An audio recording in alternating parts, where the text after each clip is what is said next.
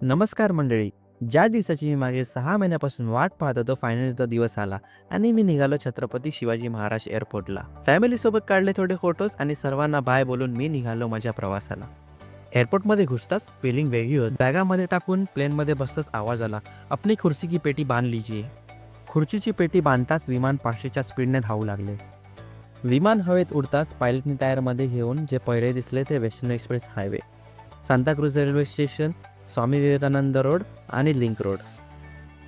आपली किनारपट्टी राहिलीच म्हणजेच खारदांडा आणि जू चौपाटी. पायलटनी विमान डाव्या बाजूला वळवताच बँड्रा आणि वरळी सिलिंग दिसले. त्यानंतर वरळीचे फेस, हाजी अली आणि महालक्ष्मी.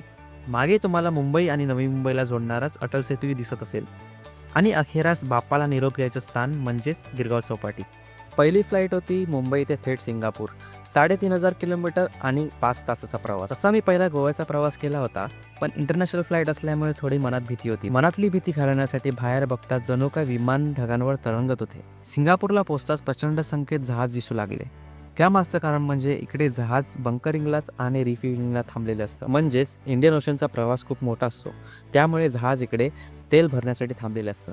विमान उतरताच आवाज आला, "वेलकम टू सिंगापूर." नाताळचा सण होता, त्यामुळे सर्वीकडे झाडच झाडं लावली होती.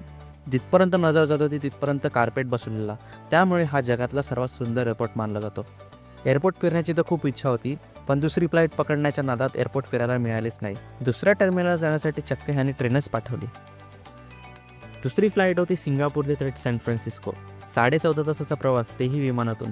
म्हणजे कमरेचा काटा एक होणारच होता. विमान हवेत उडताच बाजूचा निसर्ग बघून अवतार मूवी लावला. अवतार मूवी बघून खरंच वाटले की आपण आपला निसर्ग कसा जपला पाहिजे. मूवी बघता बघता जेवण आलं.